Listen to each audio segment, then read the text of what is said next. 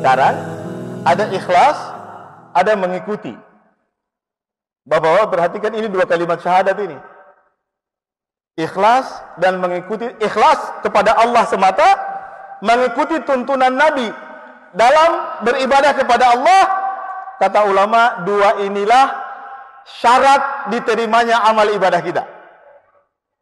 Kalau ada satu yang tidak terpenuhi dalam ibadah kita, maka amal kita ditolak oleh Allah Subhanahu wa taala. Itu yang menjadi alasan mengapa ulama mengatakan bahwa dua kalimat syahadat itu adalah pondasi Islam. Karena kalau pondasi ini hilang satu, maka bangunan Islam jadi roboh. Saya beri contoh. Kalau kita dalam beribadah, dalam berislam, kita ikuti betul tuntunan Nabi. Kita patuh sunnah betul. Tapi kita tidak ikhlas karena Allah. Ibadah kita diterima enggak? Kita ikut betul yang Nabi ajar, kita patuh betul. Tapi kita tidak ikhlas kepada Allah. Ibadah kita diterima? Ditolak. Itu hadisnya kita dengar berulang-ulang disampaikan oleh para mubalik, para ulama tentang 3 orang yang pertama kali disiksa di api neraka. 3 orang itu setelah ditanya oleh para malaikat, di akhirat nanti, jawaban mereka adalah mereka mengikuti semua tuntunan Nabi. Yang pertama bilang, setelah ditanya oleh malaikat, apa yang kau lakukan dengan keberanian yang aku berikan kepadamu, yang Allah berikan kepadamu? Dia bilang, ya Allah, keberanian, keahlian berperang yang kau berikan kepadaku, aku gunakan untuk berjihad di jalanmu, membela agamamu. Yang benar aku bela, yang salah aku lawan. Dan semua sudah kulakukan di dunia. Tapi apa kata Allah hari itu? Kadzabta, engkau bohong, engkau berdusta, engkau melakukan semua itu supaya manusia di dunia mengatakan bahwa engkau pemberani. Lalu Allah perintahkan malaikat melemparkan orang itu ke dalam api neraka. Yang kedua, orang yang pandai membaca Al-Quran dan berilmu. Dia ditanya lagi, apa yang kau lakukan dengan ilmu yang aku berikan? Dia mengatakan, ya Allah, ku ajarkan ilmumu di mana-mana. Ku ajarkan Al-Quran kepada hambamu di mana-mana, dan itu ku lakukan karena engkau, ya Allah. Tapi di akhirat tidak ada lagi dusta. Di akhirat itu semua akan terpampang apa adanya, dan Allah katakan kepada hambanya itu, kadzabta, engkau berdusta, engkau bohong. Engkau lakukan itu supaya orang menyebut engkau sebagai orang pintar, orang hebat, orang alim. Dan itu sudah terjadi di dunia. Allah perintahkan lagi malaikat melemparkan orang itu ke dalam api neraka. Dan yang ketiga adalah orang yang diberi Allah keluasan rizki. Ditanya juga oleh Allah, apa yang kau lakukan dengan rizkimu? Dengan harta yang aku berikan? Katanya, dia menjawab, aku berinfak di jalanmu ya Allah, aku pelihara anak yatim, aku bantu orang miskin, aku bantu janda, aku bantu orang yang tidak mampu. Semua karena engkau. Dan Allah berkata, kadzabta, engkau bohong, engkau berdusta, engkau lakukan itu semua supaya mendapat pujian di dunia. Dan Allah perintahkan lagi dilemparkan orang itu ke dalam api neraka. Nah sekarang bapak-bapak, kalau kita perhatikan orang berjihad di jalannya itu sesuai tuntunan Nabi tidak? Orang bersedekah, Nabi ngajarin enggak? Ya, Nabi bilang kalau ada yang ngurusin anak yatim, kata Nabi, ana wa kafilul yatimi fil jannati kahataini wa farraja bainahuma. Saya dan orang yang mengurus anak yatim di akhirat nanti seperti 2 jari ini. Nabi membuka dan menutup jari itu menunjukkan bahwa posisi ini sangat dekat. Memberi makan orang miskin. Allah berfirman, ara'aital ladzi yukadzibu bid-din fadzalikal ladzi yad'ul yatim wa la yahuddu 'ala ta'amil. Secara lahir sesuai dengan tuntunan Nabi. Tapi karena syarat ikhlas tidak dia penuhi, tidak diterima. Begitu juga dengan orang yang mengajarkan ilmu. Jadi kalau kita cuma mengikuti tuntunan Nabi tapi kita tidak ikhlas, amal kita ditolak. Oke, itu contohnya ya. Nah kita pindah contoh yang kedua.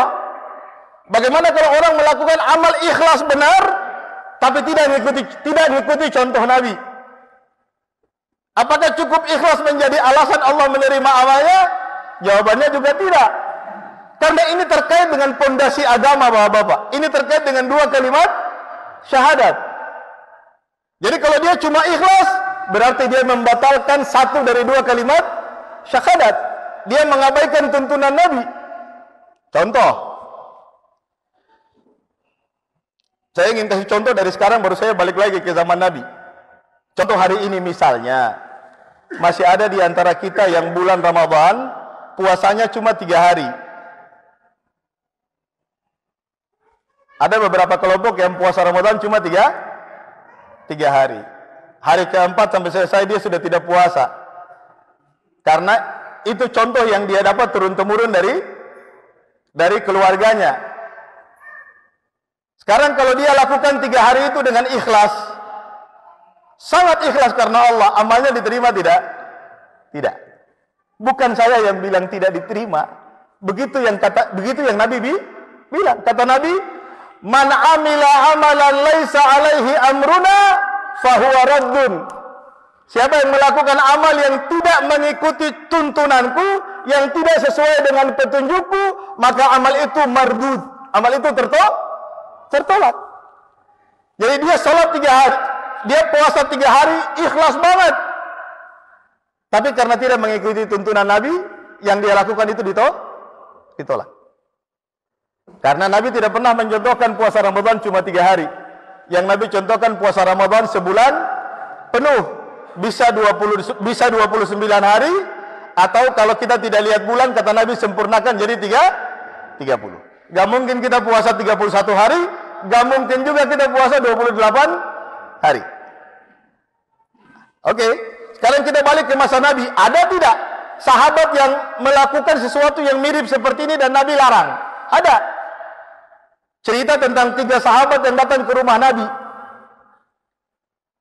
Jadi 3 sahabat ini satu hari diskusi. Mereka diskusi di antara mereka, kira-kira mereka ngobrol begini. Teman, kita ini kan ketemu sama baginda Nabi cuma dalam forum-forum resmi saja. Habis sholat ketemu Nabi, Nabi jelaskan ilmu kepada kita, kita dapat ilmu, kita pulang amalkan. Bagaimana kalau kita cari tahu di rumah Nabi beramal seperti apa? Jadi mereka ingin cari tahu amal Nabi di rumah seperti apa. Jangan-jangan ada hal khusus yang Nabi lakukan di rumah yang tidak Nabi beritahu ke kita. Kita mesti cari tahu supaya kita ikut yang khusus-khusus itu kira-kira. Datanglah mereka bertiga ke rumah Nabi di saat Nabi tidak ada di rumah. Mereka bertemu dengan Ummul Mukminin, ibunda kita semua, yaitu Aisyah radhiyallahu anha. Lalu mereka bertiga bertanya tentang ibadah Nabi di rumahnya. Mereka ingin tahu di rumah Nabi itu ibadah kayak gimana. Lalu Ummul Mukminin jelaskan, oh, kalau Nabi, suamiku kalau di rumah beliau begini. Setelah dijelaskan, ini mereka kan bertanya dari balik tirai. Mereka kemudian diskusi di samping rumah Nabi. Dalam hadis dikatakan, ka'annahum takalluha. Setelah mendengar dari Aisyah penjelasan tentang ibadah Nabi, seakan-akan mereka bertiga ini menganggap bahwa ibadah Nabi itu biasa saja. Atau bahkan kata mereka, kok sedikit sekali. Bayangan mereka kalau di rumah Nabi ibadah pasti banyak. Tapi kok penjelasan Aisyah Nabi biasa saja nih. Artinya ini under ekspektasi mereka, di bawah ekspektasi dan bayangan mereka. Akhirnya mereka bertiga sepakat, begini deh. Kita ini harus punya amal khusus, amal spesial. Tapi yuk, kita bagi-bagi. Masing-masing pilih amal khusus yang tidak dilakukan oleh yang lain. Mereka mau berkomitmen untuk melakukan satu amal. Tapi mereka sepakat begini. Kalau tadi penjelasan bahwa Nabi itu ibadahnya biasa saja, itu wajar. Karena Nabi itu udah pasti masuk surga. Oke? Kalau kita ini belum ada jaminan masuk surga, lalu jangan ikut beliau, kata mereka. Ini mereka ngobrol nih. Jangan ikut beliau. Beliau itu udah aman tuh, udah pasti masuk surga. Kita ini belum. Lalu kita mesti bikin lebih dari beliau. Ini riwayatnya sahih. Kita harus melakukan lebih dari beliau. Karena beliau sudah dijamin masuk surga, kita belum. Oke, sampai di sini dulu. Kalau dari sisi niat, Bapak-bapak, kira-kira niat sahabat ini baik tidak? Dari niat, baik dong. Mereka ingin melakukan apa yang menjaminkan membuat mereka tenang bahwa kira-kira mereka sudah maksimal beribadah sehingga mudah-mudahan mereka masuk surga. Mereka bilang kalau Nabi biasa mereka harus lebih, karena mereka sudah punya pemahaman bahwa Nabi pasti masuk surga, jangan protes. Kita belum ada jaminan, kita mesti lebih dari beliau. Lalu satu orang di antara mereka bilang, kalau gitu, saya mau sholat malam, tidak tidur sama sekali. Karena tadi Aisyah menjelaskan Nabi kalau sholat malam juga ada tidur. Jadi kita bangun malam, tetap ada waktu, Nabi biasanya sebelum subuh itu tidur sebentar. Nabi bangun sepertiga malam terakhir, tapi begitu sholat, menjelang subuh, Nabi ambil waktu sebentar, paling lama setengah jam, kurang lebih, Nabi tidur. Sebelum itu bahkan Nabi tidur juga, baru bangun di sepertiga malam. Jadi ada bagian dari waktu malam yang Nabi gunakan untuk tidur. Nah ini sahabat yang satu bilang, saya mau sholat malam tidak pakai tidur sama sekali. Sahabat yang kedua bilang, kalau gitu, yang pertama udah pilih sholat, dia bilang, saya akan puasa. Saya akan puasa dan tidak mau buka-buka puasa. Nabi kalau puasa kan buka sore ya. Dia bilang, itu karena Nabi sudah diampuni, saya belum. Jadi saya nggak mau buka biar lebih banyak. Jadi bayangannya kalau puasa lebih panjang, pahalanya lebih besar. Yang ketiga bingung nih. Yang satu sudah ambil sholat, yang satu sudah ambil puasa. Dia mau ambil zakat, duitnya nggak punya. Dia mau ambil yang lain, bingung. Akhirnya tiba-tiba muncul ide agak kreatif. Dia bilang, amma ana falan atazawwaja abada. Kalau saya tidak mau kawin sama sekali. Jadi kita kan dengar cerita Nabi dari istrinya. Nabi juga punya istri. Nabi sibuk sama istrinya, makanya kayaknya kok biasa aja. Saya nggak mau kawin sama sekali biar ibadah saya mantap. Baik. Niatnya baik nggak? Niatnya aja niat. Oke, niatnya baik. Nabi pulang. Sampai ke rumah, Assalamualaikum, disambut istrinya. Waalaikumsalam warahmatullahi wabarakatuh. Istrinya langsung cerita, ya Rasulullah, wahai suamiku, istri Nabi sekalipun tidak pernah menyebut nama Nabi. Tidak pernah manggil suaminya dengan namanya. Itu etika para sahabat terhadap Nabi. Tidak ada sahabat satupun yang memanggil nama Nabi dengan sebutan ya Muhammad, nggak ada. Semua memanggil dengan menyebut ya Rasulullah, ya Nabi Allah. Itu etika, itu adab yang diajarkan kepada kita, dan Allah sendiri mencontohkannya dalam Al-Quran. Allah tidak pernah menyebut nama Nabi dengan panggilan ya Muhammad, tidak. Nama Nabi disebut kalau itu cerita dalam Al-Quran. Muhammadun Rasulullah walladzina ma'ahu asyidda'u 'alal kuffar. Kalau cerita disebut namanya iya. Tapi kalau dipanggil, Allah tidak pernah panggil Nabi dengan sebutan ya Muhammad. Allah saja sayang kepada Nabi dan itu bentuk sayangnya. Kita juga tetap lebih dari itu harus punya etika terhadap Nabi. Ini istri Nabi juga tidak panggil nama beliau. Aisyah dan semua istri Nabi manggil beliau dengan sebutan ya Rasulullah. Jadi begitu sampai, Aisyah berkata, ya Rasulullah, tadi 3 sahabatmu datang ke sini. Mereka nanya-nanya, saya jawab, lalu mereka ngomong, saya kuping semua omongan mereka. Saya dengar. Mereka ngomongnya begini. Oh, oke. Siapa? Aisyah menyebut yang datang si A, si B, si C. Nabi terus panggil sahabat-sahabat yang dekat, lalu Nabi umumkan besok semua kumpul. Besok semua sahabat kumpul. Lalu Nabi pidato di hadapan mereka. Nabi luruskan pemahaman mereka. Kata Nabi, setelah membuka pidatonya dengan hamdalah, salawat, lalu kata Nabi, ma balu aqwamin yaquluna kadza wa kadza. Ada apa dengan sebagian kalian yang tadi malam datang ke rumah saya, bertanya tentang ibadah saya, dijawab oleh istri saya, tapi ngomong di depan pintu begini. Itu 3 orang itu udah gemeter. Tapi Nabi tidak sebut siapa mereka. Nabi tidak sebut nama-namanya si A. Nabi tahu tapi Nabi nggak sebut. Nabi bicaranya umum. Itu juga etika Nabi kepada kita. Nabi ngajarin kalau kita mau nasehatin orang di depan umum, jangan sebut nama mereka, jangan sebut nama orang itu. Atau kalau kita mau nasihati seseorang, jangan dilakukan di depan umum. Nanti orang itu rasa malu. Jadi akhirnya dia menolak nasihat kita bukan karena menolak kebenaran, tapi karena malu. Nabi ajarin tuh. Nabi aja begitu, apalagi kita. Jadi Nabi bilang, ada apa dengan sebagian kalian 3 orang yang datang ke rumah saya semalam ngomong begini. Ini kalau saya membayangkan, kalau 3 orang itu lagi duduk sama-sama, kebetulan pasti mereka udah colek-colekan tuh, ya kan? Atau satu pegang lutut yang lain, karena ditegur kan sama Nabi. Tapi mereka bertiga doang, yang lain kan nggak tahu. Jadi kira-kira mereka saling pegang tapi gitu. Jangan orang lain tahu, cukup kita bertiga. Lalu Nabi bilang, innama ana atqakum wa akhsyakum lillah.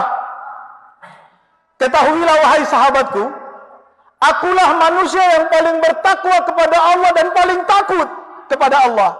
Nabi itu tidak suka puji dirinya, sama sekali Nabi tidak suka. Cuma ada situasi yang memaksa beliau harus sampaikan itu supaya sahabat ngerti. Mereka tidak boleh membayangkan mereka bisa mencapai derajat lebih tinggi dari Nabi. Maka Nabi bilang, ketahuilah, innama ana atqakum wa akhsyakum lillah. Ketahuilah, akulah manusia yang paling bertakwa kepada Allah dan yang paling takut kepada Allah. Tidak ada yang lain. Aku yang paling. Walakin, tapi aku wa arqud. Kalau aku salat malam, aku sisakan waktu juga untuk tidur. Ini yang niat salat tersinggung. Wa asumu wa uftir. Kalau saya puasa, saya juga berbuka. Ini yang niat mau puasa nggak buka-buka ini. Kalau ada CCTV kelihatan dari mukanya pasti itu. Wajahnya pasti berubah. Lalu wa atazawwajun nisa, dan saya juga menikahi wanita-wanita. Ini yang ketiga yang disinggung sama Nabi. Tapi Nabi singgung perbuatan mereka, Nabi tidak sebut nama mereka. Mereka malu nggak? Mereka malu tidak? Tidak dong. Mereka malu nih di antara bertiga aja, tapi kepada khalayak mereka rasa malu tidak? Tidak ketahuan. Karena Nabi tidak menyebut nama mereka. Wa atazawwajun nisa, dan saya juga menikahi wanita-wanita. Faman raghiba an sunnati falaysa minni. Siapa yang enggan, siapa yang berat hati, siapa yang menolak, siapa yang tidak mau mengikuti tuntunanku, mengikuti contohku, mengikuti sunnahku, falaysa minni, dia bukan umatku. Bapak-bapak bayangkan, kalau Nabi ngomong kayak gitu ke kita, kira-kira gimana? Nabi menolak, menganggap kita sebagai umatnya. Sedih tidak? Sedih. Kita mau selamat bagaimana kalau tidak mengikuti jalan Nabi? Itu syahadat kita tuh. Asyhadu anna Muhammadan Rasulullah. Oke. Ini contoh bahwa kalau kita cuma ambil satu bagian saja, kita ikhlas saja tidak ikut tuntunan Nabi, amal kita diterima tidak? Tidak.